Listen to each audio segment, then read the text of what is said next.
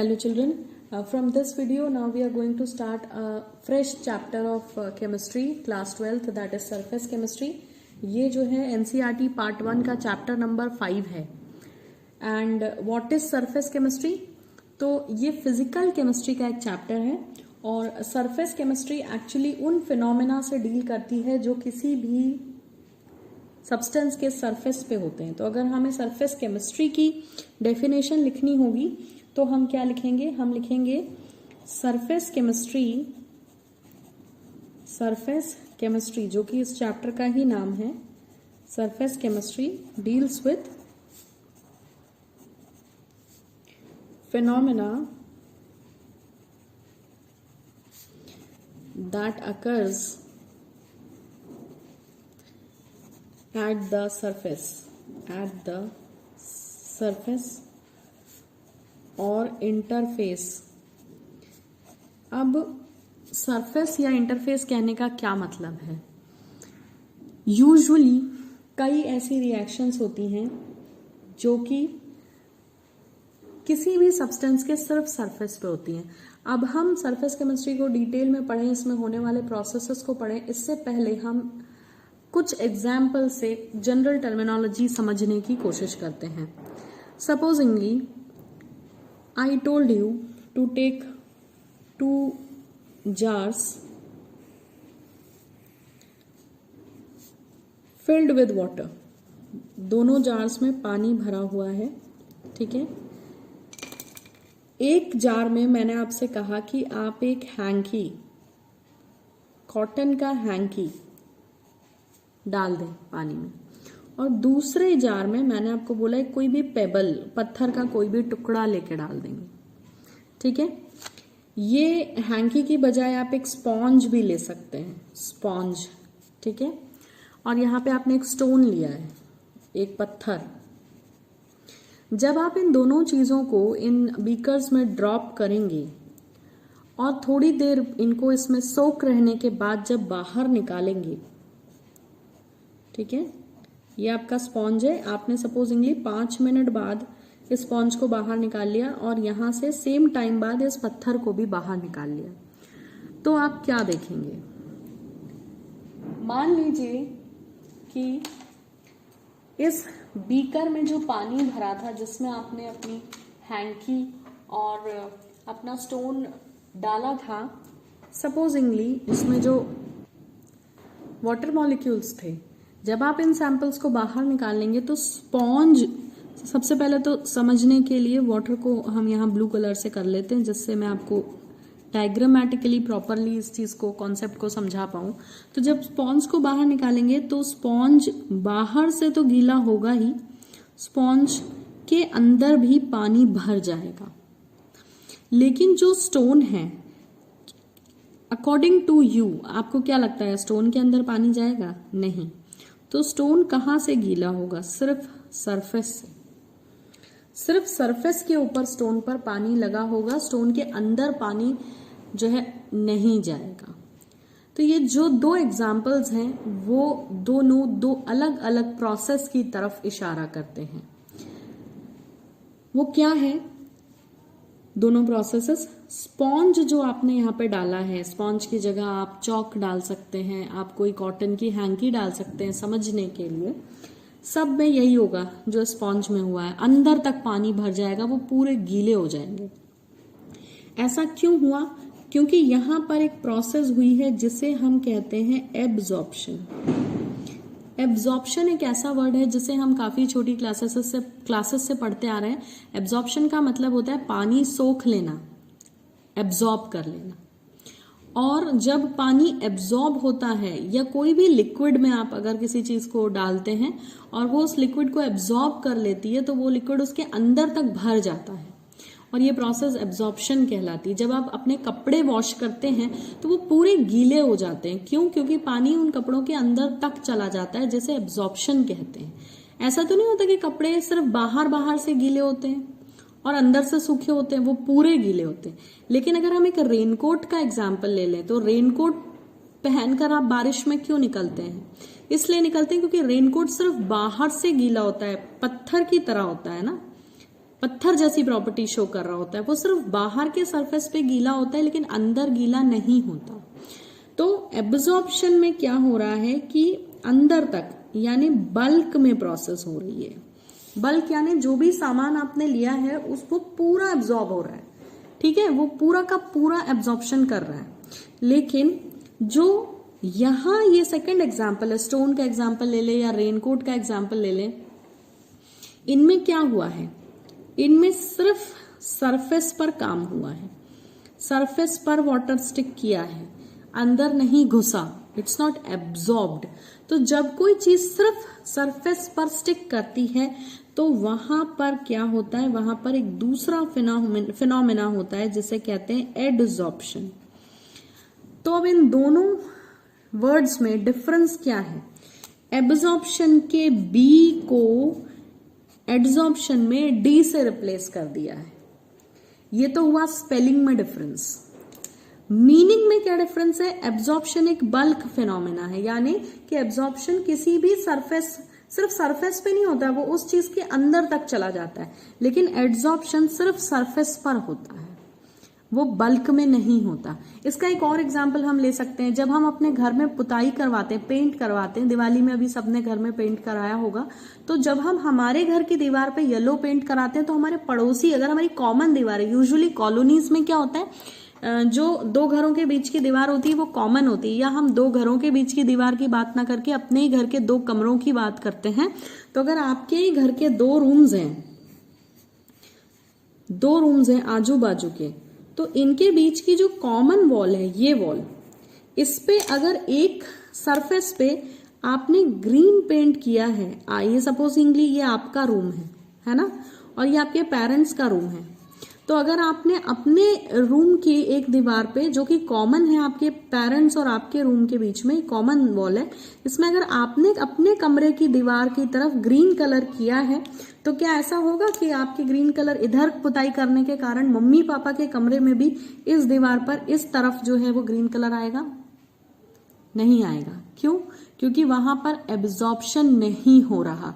अगर एब्जॉर्प्शन हो रहा होता तो ये ग्रीन कलर पूरे में फैल जाता और उस तरफ भी चला जाता, एब्जॉर्ब हो जाता, जैसे कि स्पॉन्ज के अंदर तक घुस जाता है पानी। लेकिन यहां पर क्या हो रहा है, वो सिर्फ आपके कमरे की दीवार के सरफेस पर है ना। तो जो चीज सिर्फ सरफेस पे लगती है और वहीं रह जाती है, उस फिनोमेना को एड्सॉर्प्शन कहते हैं। इसका एक और एग्जाम्पल हम ले सकते हैं, जैसे हम अपने फेस पे क्रीम लगाते हैं, तो क्रीम क्या हमारी स्किन के अंदर तक घुस जाती है? अगर ऐसा होता तो हम सारी दवाइयां सरफेस पे ही लगा लेते, है ना, हम उन्हें मुंह से खाने की जरूरत नहीं पड़ती। फिर हम क्या करते, दवाइयों को घिस के पेट पे लगा लेते, वो अंदर तक पहुंच जाती। पर हमें दवाइयां जो है वो लगा के काम नहीं चलता है, we have to ingest them, है ना। तो जो एक क्रीम लगाने वाला फिनोमेना है वो भी एड्सॉर्प्शन का एग्जाम्पल है। तो एड्सॉर्प्शन के बहुत से एग्जाम्पल्स हो सकते हैं, डे टू डे लाइफ से हम एग्जाम्पल दे रहे हैं जिससे आप कोरिलेट कर पाए। जैसे जब टीचर बोर्ड पे लिखता है, जैसे मैं इस पेज पे लिख रही हूं, तो मैं जो भी लिख रही हूँ वो इस पन्ने के सरफेस पे है, इस पन्ने के अंदर घुसा नहीं जा रहा। या ऐसा नहीं है कि मैं इस तरफ लिख रही हूं तो इसके बैक साइड वाले पेज पे वो निकल आएगा, है ना। तो जब भी ऐसा कुछ होता है जो सिर्फ सरफेस पर हो रहा होता है और वो फैलता नहीं है, तो वो एड्सॉर्प्शन कहलाता है। तो अभी एड्सॉर्प्शन को हम एक किनारे रखते हैं। वैसे एड्सॉर्प्शन इस चैप्टर का मेजर टॉपिक है, बट पहले हम एब्सॉर्प्शन को डिटेल में डिस्कस कर लेते हैं। आई होप कि ये जो एग्जांपल्स मैंने आपको दिए, इनसे आपको बहुत क्लियरली एब्सॉर्प्शन और एड्सॉर्प्शन के बीच का डिफरेंस समझ में आया होगा।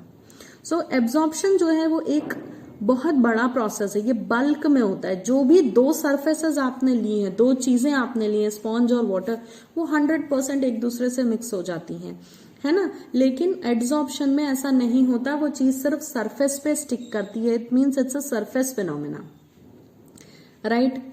अब अगर हम यहाँ बात करते हैं कि यहाँ क्या टर्मिनोलॉजी यूज होती है, तो मैं आपको थोड़ा सा पिछला रिवीजन कराऊंगी। जब भी हम किसी एक चीज को दूसरी चीज में डिसॉल्व करते हैं और सोल्यूशन बनाते हैं, तो सोल्यूशन में क्या होता है, आपने दो टर्म्स पढ़े हैं कि अगर आपको सोल्यूशन बनाना है, ठीक है, सोल्यूशन मान लेते हैं हमें सॉल्टी वाटर बनाना है, ठीक है, नमक पानी या चीनी पानी। तो ये सोल्यूशन बनाने के लिए हमें क्या लगा होगा, हमें सॉल्ट लगा होगा और हमें वाटर लगा होगा, है ना। तो जब हम सोल्यूशन की बात करते हैं तो वहां पे जो चीज डिसॉल्व की जाती है, जिस चीज को आप घोलते हो, जो कि सॉल्ट है यहाँ पर इस एग्जाम्पल में, उसे हम सल्यूट कहते हैं। क्या कहते हैं? सल्यूट। और जिस चीज में उसको घोलते हो सॉल्यूट को, उसे हम सॉल्वेंट कहते हैं। इस टर्मिनोलॉजी से हम बहुत छोटी क्लासेस से अवेयर हैं कि जो चीज डिसॉल्व की जाती है वो सोल्यूट कहलाती है और जिस चीज में डिसॉल्व की जाती है वो सॉल्वेंट कहलाती है, और दोनों के मिल जाने से जो बन जाता है उसे सॉल्यूशन कहते हैं। तो इसका यहाँ पर क्या यूज है, हम इसकी बात क्यों कर रहे हैं? क्योंकि इसकी मदद से हम एड्सॉर्प्शन और एब्सॉर्प्शन में यूज होने वाले दो इंपॉर्टेंट टर्म्स को समझेंगे। ठीक है, अब आप ये पत्थर पे पानी के जो बूंदे पत्थर के सरफेस पे लगी हुई हैं, वो पत्थर के सरफेस पे आके बैठ गई हैं, है ना। तो यहाँ पे दो चीजें, एक तो वाटर जो पत्थर के सरफेस पे, और दूसरा आपका पत्थर, दैट इज योर स्टोन। तो यहाँ पर भी दो चीजें हैं, जैसे यहाँ पर दो चीजें थी। ठीक है, सोल्यूशन बनने के लिए दो चीजें होती हैं, सॉल्ट और वाटर। वैसे ही एड्सॉर्प्शन होने के लिए भी दो चीजें होती हैं। एक जो सरफेस पे आकर लग जाती है उसे कहते हैं एडसॉर्बेट। उसे क्या कहते हैं? एडसॉर्बेट। और जिस चीज के सरफेस पे लग जाती है उसे कहते हैं एडसॉर्बेंट। तो ये थोड़ा सा राइमिंग है, राइमिंग वर्ड्स हो जाते हैं। सॉल्वेंट और एडसॉर्बेंट, दे आर राइमिंग वर्ड्स। तो ऐसे आप याद कर सकते हैं कि सोल्यूशन में जो सॉल्वेंट होता है, एडसॉर्प्शन के समय वही एडसॉर्बेंट कहलाता है।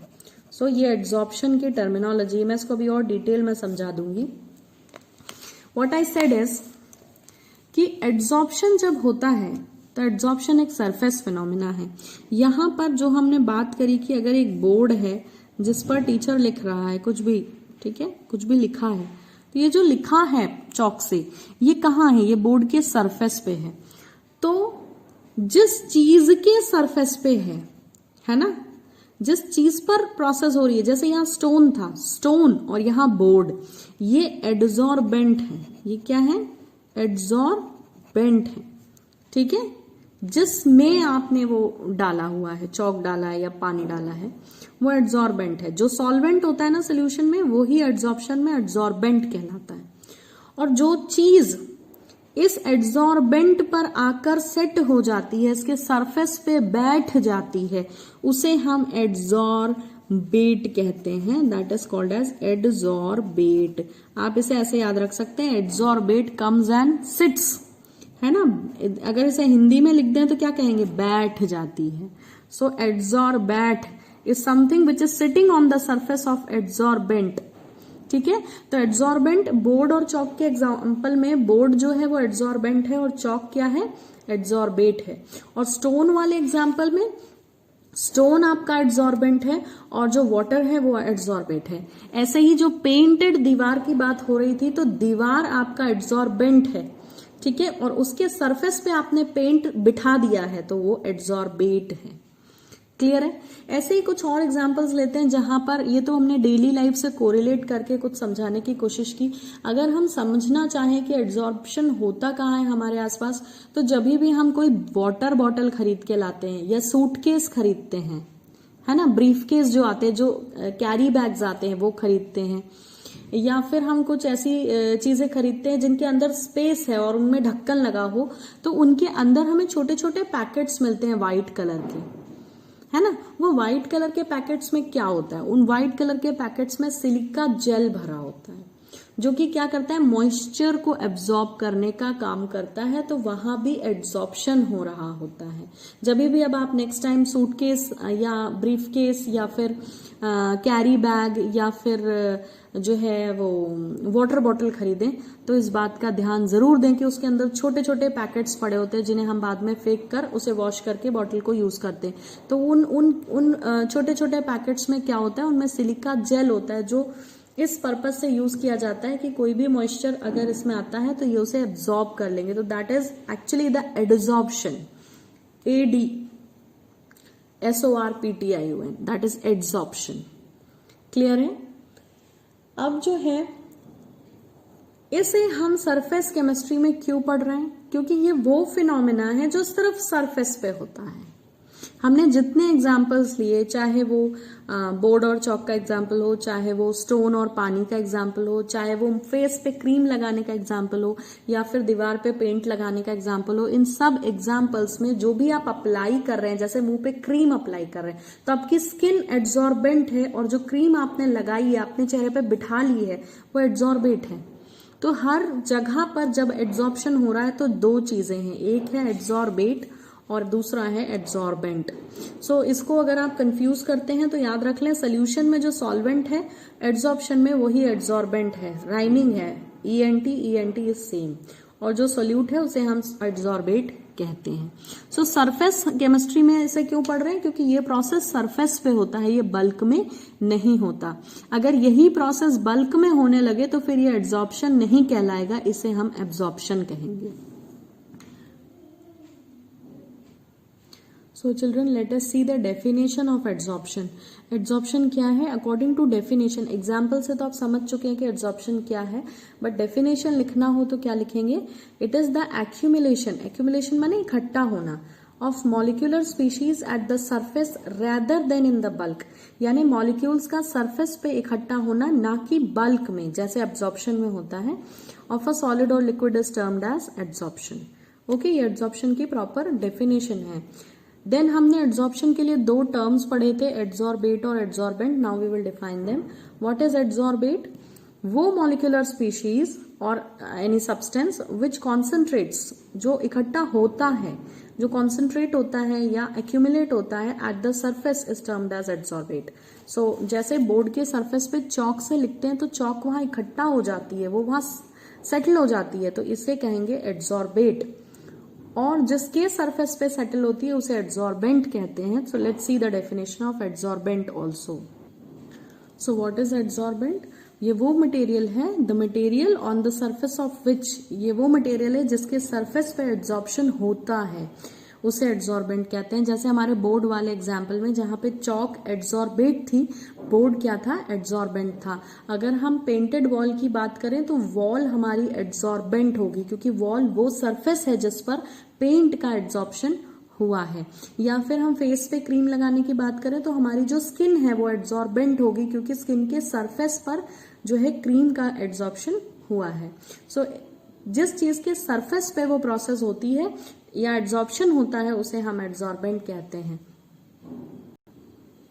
नाउ लेट्स सी, आपको एड्सॉर्प्शन और एब्जॉर्प्शन तो क्लियर है। अब कुछ और टर्म्स भी एनसीईआरटी में दिए हुए हैं। जैसे एक टर्म दिया है डिसॉर्प्शन, ये एड्सॉर्प्शन का अपोजिट होता है। एड्सॉर्प्शन का मतलब है किसी एक सब्सटेंस को दूसरे सब्सटेंस के सरफेस पे लगाना, और डिसॉर्प्शन क्या है? उस लगे हुए सरफेस को वहां से निकाल देना।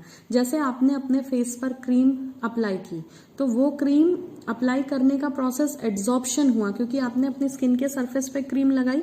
अब आप क्या करें? जाके अपना फेस अच्छे से वॉश कर लें, फेस वॉश से।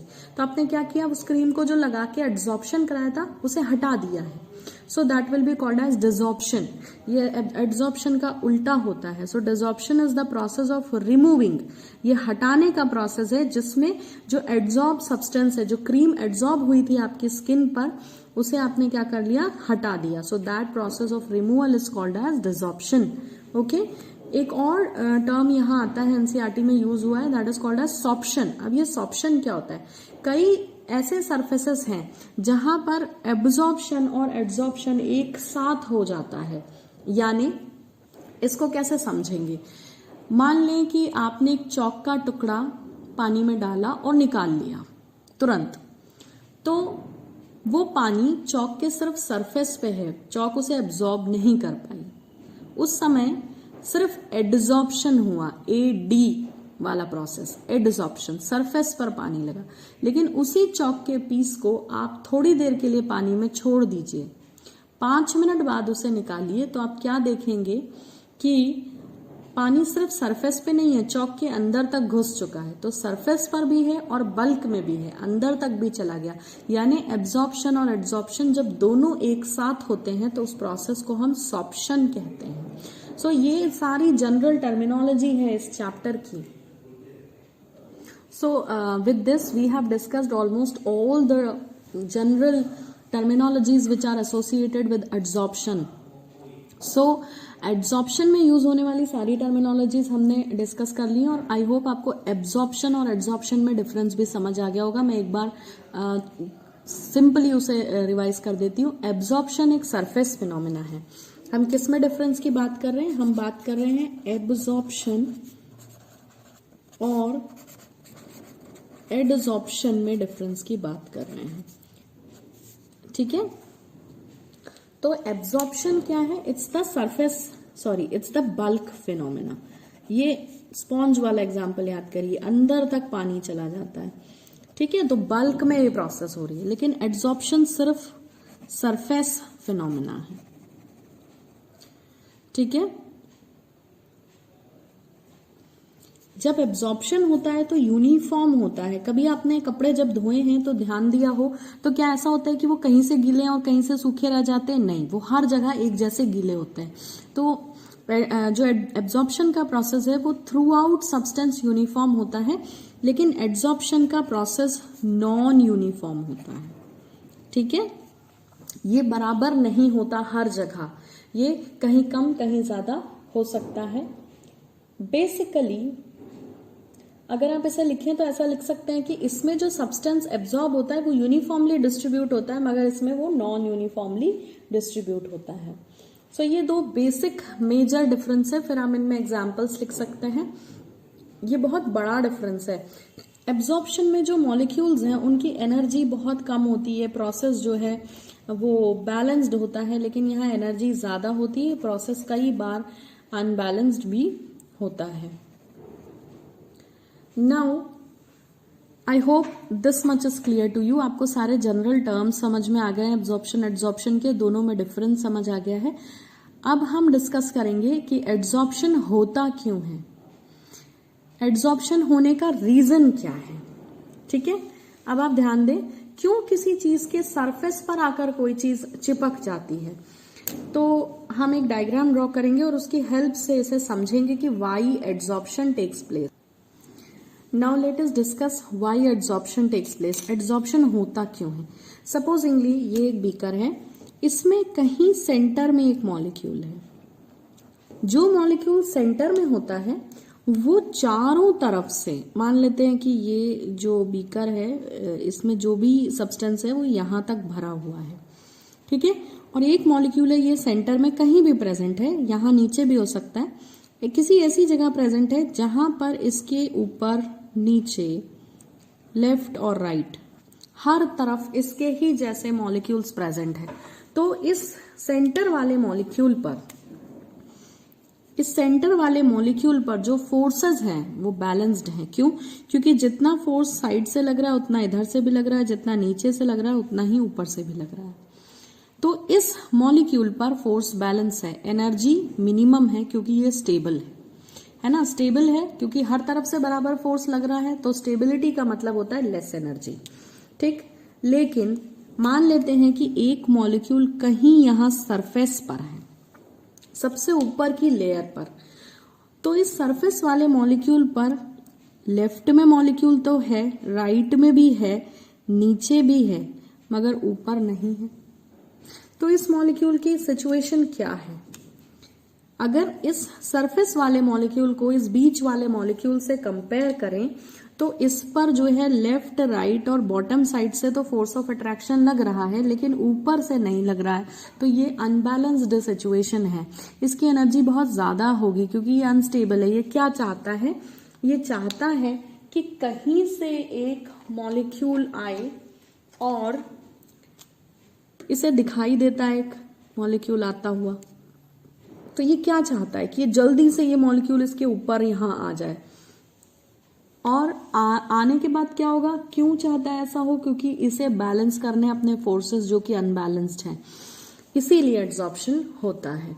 सो ये मॉलिक्यूल क्या है, इसकी तरफ खींचा चला आएगा और अगर ये यहां आ गया तो ये जो आपका मॉलिक्यूल था जो सरफेस पे था उसकी जो अनबैलेंस्ड फोर्सेस थे वो क्या हो जाएंगे? बैलेंस्ड हो जाएंगे. तो इसीलिए किसी भी चीज के सरफेस पर मॉलिक्यूल्स आके स्टिक करते हैं to give the stability to the surface molecules, क्योंकि सरफेस मॉलिक्यूल पर ऊपर से जो है सरफेस टेंशन भी लग रहा है, सिर्फ 3 साइड से फोर्स बैलेंस है, ऊपर से सरफेस टेंशन भी लग रहा है, वहां मॉलिक्यूल भी नहीं है फोर्स को बैलेंस करने के लिए, तो ये बहुत अनस्टेबल होते हैं। अगर हम इस मॉलिक्यूल की बात करें तो ये हाईली स्टेबल है, क्योंकि इस पर हर तरफ से लगने वाला फोर्स बराबर है।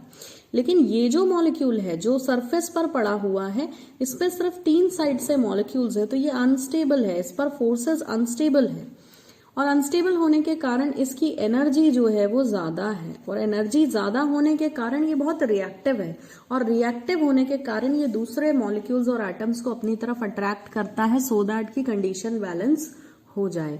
और यही रीजन है कि सरफेस पर चीजें एब्जॉर्ब होती हैं। ये सरफेस पर क्यों आया, बल्क में क्यों नहीं चला गया, इसलिए क्योंकि बल्क में तो जो है सोल्यूशन के बीच में जो, या फिर सब्सटेंस के बीच में जो मॉलिक्यूल है वहां तो फोर्सेस बैलेंस है, वहां पर इनकी जरूरत है नहीं, इनकी जरूरत कहाँ है, सरफेस पे। तो ये रीजन है एड्सॉर्प्शन होने का कि सरफेस पर फोर्सेस बैलेंस नहीं होते, क्योंकि सरफेस पे जो एटम्स हैं उनको सिर्फ 3 तरफ से मॉलिक्यूल्स घेर के रखे, चौथी तरफ जो सरफेस साइड है, ये वाला साइड, वहां मॉलिक्यूल नहीं है, तो वहां पर उनको क्या है, वो अट्रैक्ट करते हैं दूसरे मॉलिक्यूल्स को, जिससे उन पर फोर्सेस बैलेंस हो जाएं। सो आई होप आपको एड्सॉर्प्शन क्या है, क्यों होता है, ये सारी चीजें क्लियर है। Thank you for watching.